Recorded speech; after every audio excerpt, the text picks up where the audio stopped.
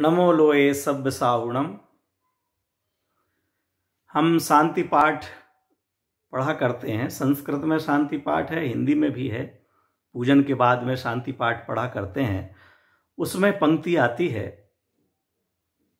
सद्वृत्तानाम गुण गण कथा दोषवादे च मौनम। हे भगवान, हम अच्छे चरित्रों के गुणों का कथन करें और दोषों के कथन में मौन रह जाएं। हमारे द्वारा कभी दूसरों के दोषों का कथन करने के लिए अवसर ही ना रहे। मैं दूसरों के दोषों को देखकर अपनी आंखों को खराब ना करूं, दूसरों के दोष कहकर मैं अपनी जबान खराब ना करूं, दूसरों के दोषों को विचार कर मैं अपना मन खराब ना करूं। मैं तो दूसरों के गुणों का चिंतन करूं, दूसरों के गुणों को देखूं, दूसरों के गुणों को कहूं। यदि हम गुण देखेंगे, गुण कहेंगे, तो हम गुणी कहलाएंगे, गुणी बनेंगे। और अगर दोषों को कहेंगे, दोषों के बारे में विचार करेंगे, तो हम दोषी ही रहेंगे। हमें जो अच्छा लगता है उसी का तो कथन होता है। घर में भी जिस बच्चे को मिठाई पसंद है वो मिठाई के बारे में ही तो बात करेगा, जिस बच्चे को नमकीन पसंद है वो नमकीन के बारे में ही तो बात करेगा, और उसे वो चीज मिलती है। इसी तरह जिनको गुण अच्छे लगते हैं वे गुणों की चर्चा करते हैं, गुणी जनों के नजदीक बैठते हैं, गुणी जनों की प्रशंसा करते हैं, तो उनके पास गुणों का भंडार होता जाता है। रोजाना कुछ ना कुछ किसी ना किसी के पास जाते हैं और कुछ ना कुछ नया सीख के आते हैं। सत्साहित्य पढ़ते हैं, उस सत्साहित्य में से भी कुछ ना कुछ शिक्षाएं लेते हैं, कुछ ना कुछ विशेषताएं अपने में उत्पन्न करते हैं।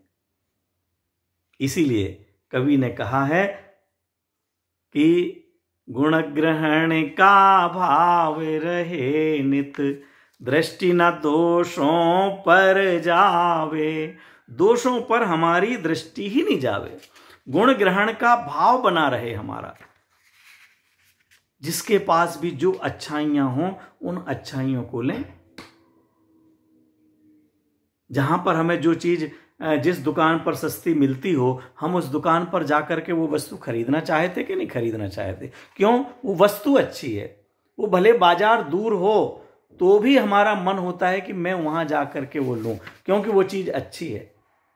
इसीलिए कहा गया है कि यदि हमारे लिए ऐसी जगह पर बैठ करके जिनवाणी सुनने को मिले, बिल्कुल पीछे वाले स्थान पर जमीन पर बैठ करके, बाबू युगल जी कहा करते थे कि लोग जहां जूते उतारते हैं और वहां बैठ करके भी हमें जिनवाणी सुनने को मिले तो भी सुनना चाहिए।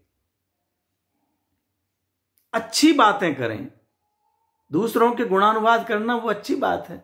देव स्तुति में एक जगह कहा है, प्रिय वचन की हो टेव गुणी गण, गान में ही चित पगे। गुणी जनों का गुणानुवाद करने में चित्त लगे, प्रिय वचन बोलने की आदत हो। दोषवादे च मौनम, और दोष कहने में बिल्कुल मौन, जैसे हमको तो कुछ आता ही नहीं है।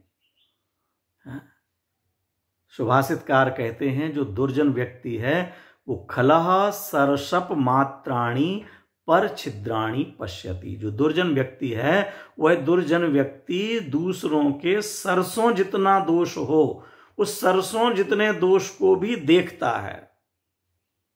खलह सरसप मात्राणी पर छिद्राणी पश्यति, आत्मनो बिल्व मात्राणी पश्यन्नपि न पश्यति। और अपने बेल जितना मन इतना बड़ा बड़ा दोष हो, गलतियां हो, चोरी करते हो, बेईमानी करते हो, रिश्वतखोरी करते हो, झूठ बोलते हो, मिलावट का व्यापार करते हो, समय पालन नहीं करते हो, दूसरों की हम चापलूसी करते हो, दूसरों पर दोष लगाते हो, इत्यादि अनेक प्रकार के हमारे अंदर दोष हों। धार्मिक दृष्टि से कहें तो हम रात्रि भोजन करते हो, जमी कंद का सेवन करते हो, मंदिर नहीं जाते हो, अभक्ष सेवन करते हो, अन्याय अनीति करते हो, स्वाध्याय नहीं करते हो, तो भी साहब क्या है, अभी उम्र ही क्या है, कर लेंगे। और हम तो सब दिखावे में नहीं पड़ते हैं, हमारे अंदर तो हम तो अपने भावों को शुद्ध रखते हैं। इस प्रकार से अपने भावों की शुद्धता दिखलाते हुए धर्म मार्ग से दूर रहते हैं। और जो कोई धर्म में जाते हैं, नहीं साहब देखो वो पूजन करने तो जाते हैं, इतनी जोर जोर से करते हैं, हमको ये पसंद नहीं आता है। वो दान तो देते हैं लेकिन समय पर नहीं देते हैं, इसलिए मैं देता ही नहीं हूं। बोलो, स्वयं बिल्कुल देते नहीं है और दूसरा कोई देता हो लेकिन वह कदाचित कोई समय पर नहीं दे पाया तो उस दोष को भी देखेंगे, या थोड़ा कम दिया तो भी दोष देखेंगे। साहब इतना कमाते हैं और इतना सा दे दिया, उसमें क्या हुआ, ये तो नाम के लिए कर दिया, ऐसा हम चक्कर में नहीं पड़ते। भाई जितना आप कर सकते उतना करें, लेकिन नहीं, दूसरों के दोष देखेंगे, दूसरों के बेटे के, बहू के, मंदिरों में जा जा करके बहनें बैठेंगी और दूसरे की सासू की, दूसरे की बहू के दोष की चर्चाएं करेंगी। अपने घर में क्या मचा हुआ है, अपन स्वयं क्या करते हैं उसकी चिंता नहीं है, और दूसरों की चिंता में अपना समय बर्बाद करेंगे। दूसरों के व्यापार के दोष निकालेंगे, दूसरों के परिवार के दोष निकालेंगे, दूसरों के धर्म के दोष निकालेंगे। वो ऐसा करते हैं, वो ऐसा खाते हैं, वो ऐसा कमाते हैं, ये हमको पसंद नहीं है। आपको पसंद नहीं है, कोई दूसरा जो कुछ भी काम करेगा वो आपकी पसंद के लिए करेगा कि अपनी पसंद का करेगा? दृष्टि बदलना पड़ेगी। इस तरह की बात आती है कि कोई भी वनस्पति ऐसी नहीं है कि जिसमें कोई औषधीय गुण ना हो, और ऐसा कोई व्यक्ति नहीं है कि जिसके अंदर भी कोई ना कोई गुण ना हो। हर व्यक्ति में काम करने की क्षमताएं विद्यमान है, लेकिन उनका जो संयोजन करने वाला है, कहते वो संयोजक दुर्लभ है। उस वनस्पति में से खोज निकालने वाला, औषधि खोज करके निकालने वाला दुर्लभ है। औषधि वनस्पति में तो गुण है, पत्तों में दवाई है, लेकिन उस पत्ते में से दवाई को खोजने वाले दुर्लभ हो रहे हैं। ऐसे प्रत्येक व्यक्ति में गुण है। प्रत्येक पंक्ति, जिनवाणी की एक एक पंक्ति आनंदमयी है, बस वो निकालने वाला चाहिए। बहुत सरल चर्चाएं मित्रों कर रहा हूं मैं, बहुत सामान्य चर्चाएं हैं, लेकिन हमारा जीवन यदि शुद्ध सात्विक नहीं है, हमारी विचारधारा सही नहीं है, तो फिर हम कितना भी पढ़ें, कुछ भी सुने, उसका जो लाभ होना चाहिए वो नहीं होगा। बंजर भूमि में कैसा भी सुंदर बीज डाला जाए, उसका अंकुरण नहीं होगा। इसी तरह जिनके परिणामों में कोमलता नहीं है, सरलता नहीं है, विशुद्धता नहीं है, उनके लिए कुछ भी तत्व ज्ञान सुनाया जाए, उसमें सम्यक्त्व का बीज नहीं उगेगा। हमारा हृदय, हमारा चित्त कितना सरल हो, कितना मधुर हो, हमारे गुण देखना है ना। सबसे गुणवान तो हमारे पंच परमेष्ठी हैं, उनके गुण देखें। दोष तो है ही नहीं उनमें, उनके दोष क्या देखें, लेकिन जिनको देखना हो तो वो उसमें भी देखे।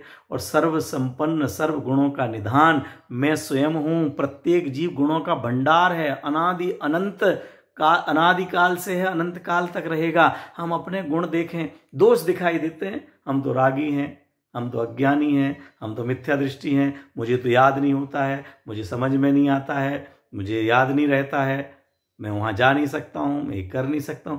अरे मैं ज्ञान, दर्शन, चारित्र, श्रद्धा इत्यादि अनंत गुणों का भंडार हूं, अनंत वैभव संपन्न हूं। अपने अनंत वैभव को पहचाने। ये जो मोह, राग, द्वेष, क्रोध, मान, माया, लोभ के परिणाम हैं, यह तो कुछ क्षण के लिए हैं, कर्म के उदय से हुए हैं, परिस्थिति जन्य हैं। परिस्थिति बदलने पर ये भी बदल जाएंगे, दृष्टि बदलने पर सारी सृष्टि बदली हुई लगेगी। हमारी दृष्टि बदलने का खेल है। दृष्टि बदल गई, पूरी सृष्टि बदली बदली लगेगी। हमारे जिसके प्रति का सोच बदल गया, जो आज हमारे लिए खराब व्यक्ति दिख रहा है, दुश्मन दिख रहा है, जो हमारे लिए बुरा लग रहा है, उसी के प्रति यदि हमारी सद्भावनाएं हो गई, उसकी के प्रति हमारे विचार बदल गए, तो सारा वही प्रिय से प्रिय लगता है, प्राणों से प्यारा लगने लग जाता है। नजरें बदली तो नजारे बदल गए, कश्ती ने बदला रुख तो किनारे बदल गए। एक बार हमारा रुख तो बदल जाए, हमारे देखने का तरीका तो बदल जाए। हम क्यों किसी में दोष देखते हैं? चंद्रमा में भी हमें कालिख दिखाई देती है, ये हमारा नजरिया है। अरे चंद्रमा का सौंदर्य दिखाई नहीं देता, पूर्णमासी का सौंदर्य दिखाई नहीं देता, हम वह देखने की अपनी दृष्टि बनाएं।